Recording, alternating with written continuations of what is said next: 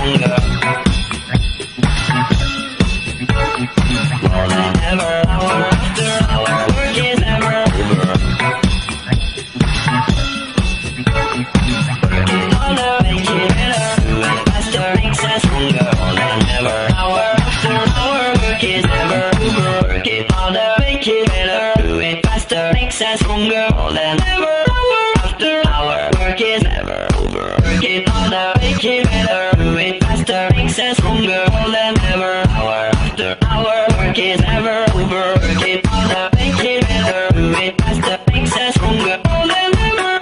after hour, work is never over. Working harder, make it better, do it faster, makes us stronger. More than ever, hour after hour, work is never over. Working harder, make it better, do it faster, makes us stronger. More than ever, hour after hour, work is never over.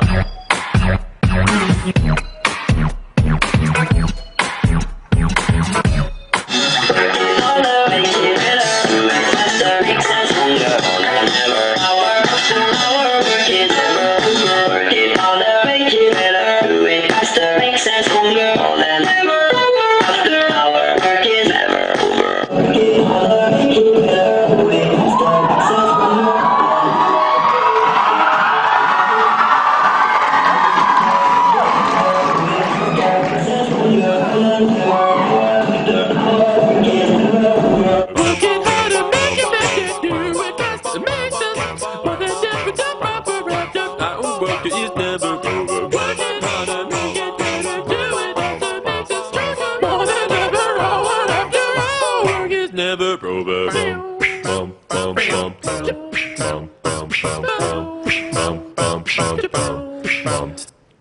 That last guy is my favorite. He's from New Zealand.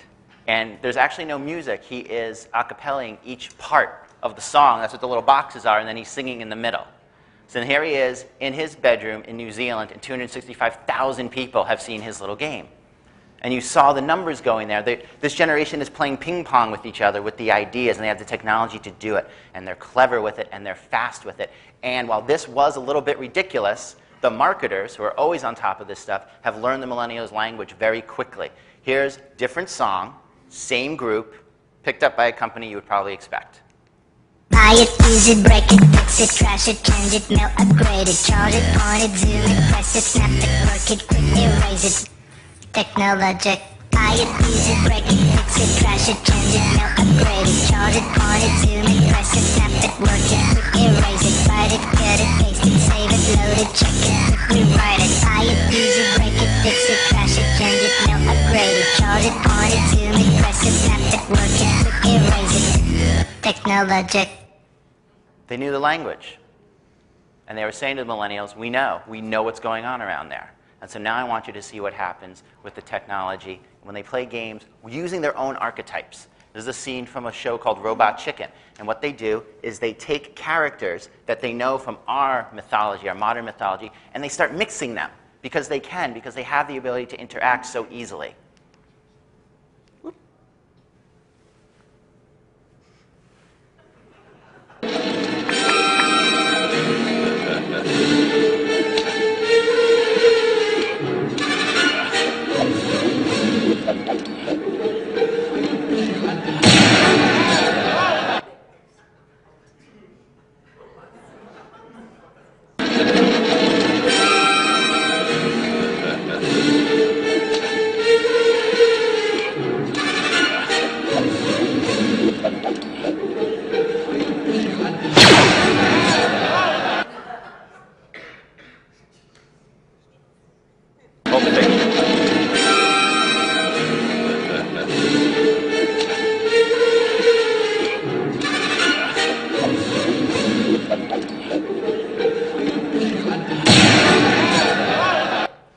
It keeps going. Jack Sparrow gets involved. Whoops. Sorry. Jack Sparrow gets involved. It goes on and on. What I want to do is I want to show you a scene. It's not a scene. It's a commercial. And show you how people are figuring out that this is the language being spoken.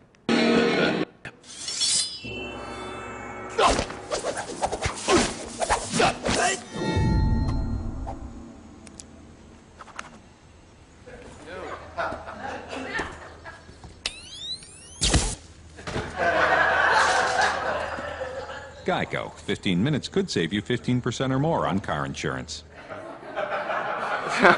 So obviously, absolutely nothing to do with car insurance. Simply saying, we know how you talk. We speak your language. You will come and listen to us. And we need to let them teach us their language so that we can give them some of our wisdom. And that's what this is about. We're going to talk about millennials and their art now. This is a medical textbook, an illustrated medical textbook, very old. This artist takes them and he carves them. Nothing is added. This was all in the book. And he carves it out, and he creates new things. He takes old dictionaries, old illustrated books, and he just peels things away. And he creates these artistic wonders. And he does it with material that's already existing. That's kind of the point for him, is that this stuff is already in there. He's just bringing it out. The mixing and matching of information, because we have so much that's recorded. That's the new environment, that we play with what already exists. My work is a collaboration with the existing material and its past creators. By altering physical forms of information and shifting preconceived functions, new and unexpected roles emerge. We all hear the word emergent. The millennials are all about what emerges from what happens to be lying around. That is their art. That is what they love. And one of the people who plays with this is Banksy. If any of you saw Exit Through the Gift Shop, he's a great street artist. He's very political. He's very funny.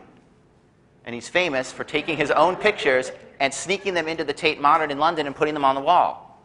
And it takes a while for people to notice. Here we have an iPod with the Virgin Mary. Right? Again, the new and the old, I'm going to mix it up. It doesn't matter.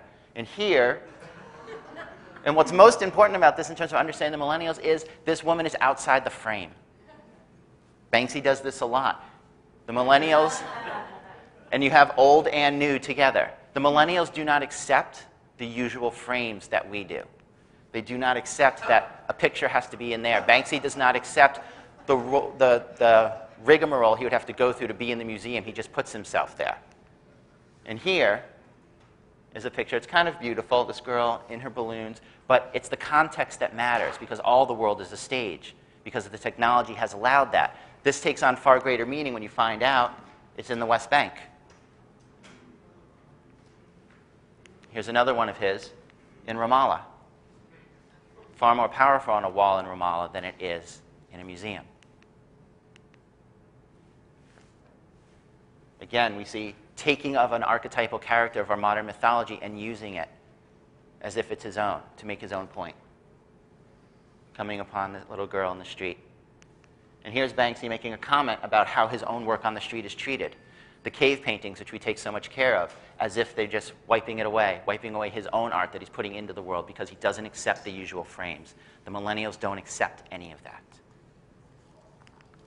And what that takes us to, at long last, and I thank you, is type. Here's some picture of what the millennials do.